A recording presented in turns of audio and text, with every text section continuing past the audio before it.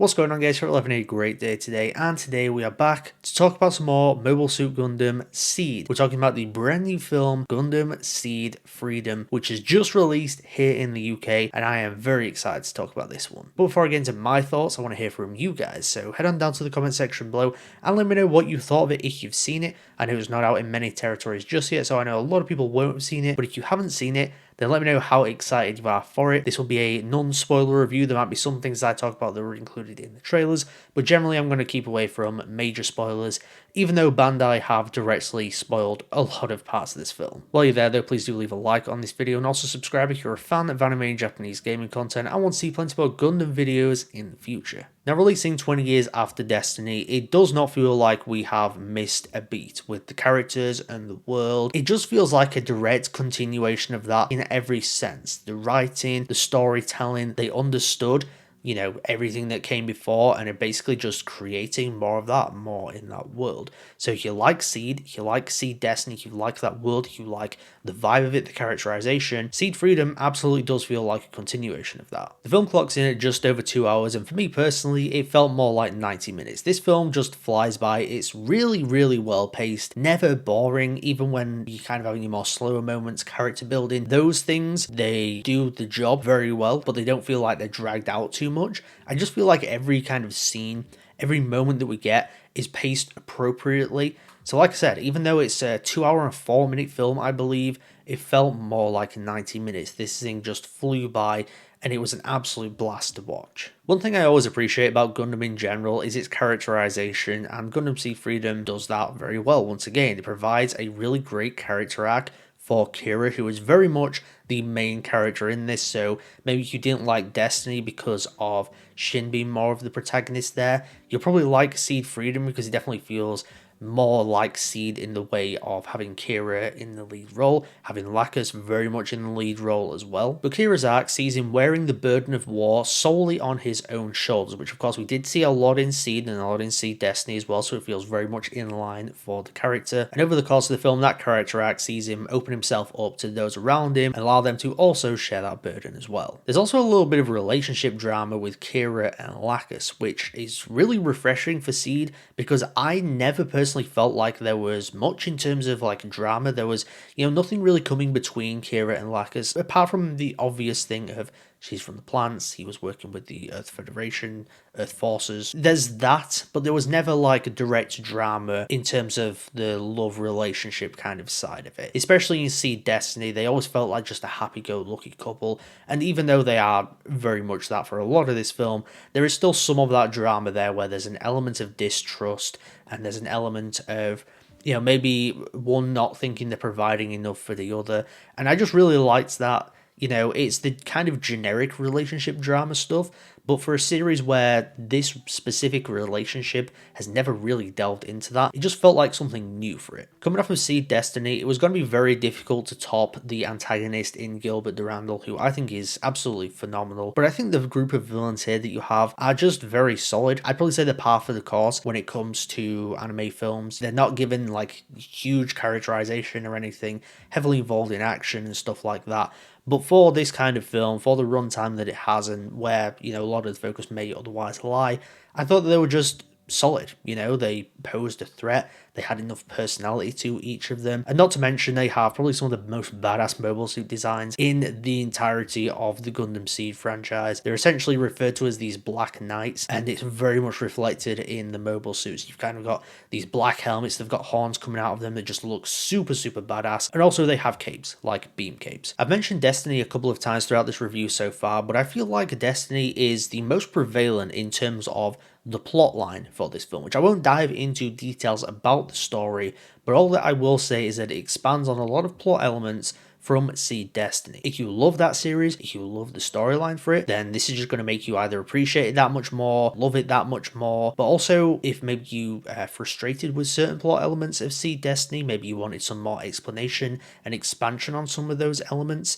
then this might fix it for you. Let's talk about one of the more divisive elements of this film, and that is the animation, which generally feels like an updated, improved, 20 years on type of thing from, you know, the original SEED animation. The art style is very much maintained, but it's just, you know, more like high quality. The visual fidelity is greater. It just looks more crisp. It looks like a cinematic version that has come out 20 years after the last piece of seed content that we got. Where I do have some maybe more divided opinions on is the choice to go with CG, heavily at least, for the mobile suits. Now, there are moments in the film where it showcases the mobile suits without CGI, and I do think that that might have been a little bit of a bad decision, because it almost gives you a taste of what things can look like with really, really high quality 2D animation. And even though the CG is generally really good, I think when you see the 2D stuff, in the same film, maybe like after like a scene of having CG, you notice a difference, and you notice, what's the better looking one. I can like safely say that the 2D animated stuff looks better than the CG, even though the CG does look good. Like I said, the CG doesn't look bad. It gets like the kind of robotic movements down really well, and especially when you're having large scale battle stuff, specifically like the opening sequence, which takes place at night, there's lots of fire around. I think they did a really good job at blending in the CG there. But the thing that baffles me the most is that we just got Witch from Mercury, which showcased that Sunrise can definitely still do 2D mecha action, especially in the 2020s. So it's very weird to see that they're able to do 2D there, but then chose not to in SEED Freedom. And I guess it's kind of the case with Kukura's Done's Island as well, though at the same time I kind of understand that, because it's like taking the origin style of stuff, and also it came out before Witch from Mercury. As an audience member, sitting and watching Witch from Mercury, which probably had a lower budget than this, or I would assume, because that's a show, this is a movie, it's weird to see that, okay, they can do it in this, but they can't do it in this, especially when this is, based off the Seed franchise, which was always 2D anyway. It just feels like a weird choice. I don't really understand it. I'm sure there's a lot more to it than just budgetary kind of things. I'm sure it was a creative decision of some kind as well, but it just feels weird. It's not bad. It's not great either. It's just an odd decision. The only real issue with the film, and it doesn't actually bother me that much, is that there are predictable plot elements. You get into certain scenes, and from the moment the scene starts, you can see how it's going to play out. You know the kind of the route that the antagonists are going to go down. You know how things are going to end, all that kind of stuff. It has a general plot and general kind of story beats that are easy to predict. And that's not necessarily a bad thing, it's the same with a lot of films. There's certain films where you can just see how things are going to play out, and that doesn't mean that they're delivered in a bad way, in an ineffective way. Actually, quite the opposite. I think everything that is done in this film is very effective, but it's something that I have to point out, I guess. It's got generic, predictable plot elements to it. Didn't take away my enjoyment by any means, and certainly didn't take away from effectiveness of character moments or fan service moments, which there are plenty of in here. And I'm not referring to the anime fan service moments. I'm talking more about, epic fan service moments. There are plenty of them, especially in that third act, which is absolutely wild, by the way. I'm not going to go into spoilers. All I can say is that for those that are excited for this film, you're going to absolutely love the third act, because it goes wild at times, but it is so much fun. So overall, I think it's safe to say that I loved SEED Freedom. This was such a blast to watch on the big screen that flew by. Great action, great characterization. It just jumped straight back into the world. I just had a great time. There's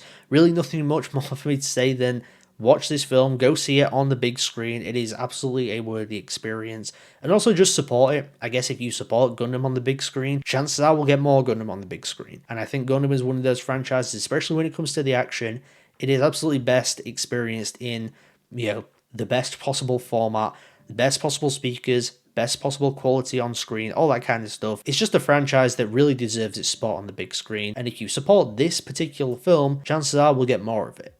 So with all that in mind, I'm going to give Gundam SEED Freedom an A.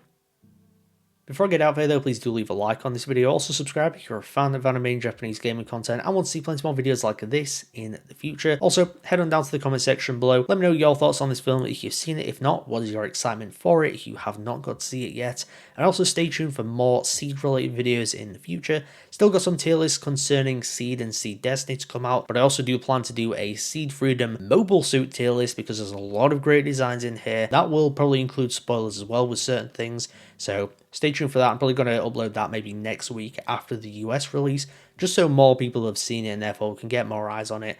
And more people can watch it without having to worry about spoilers, because they probably will have already seen the film. As always, thank you so much for tuning into mchat today, and I'll see you guys next time.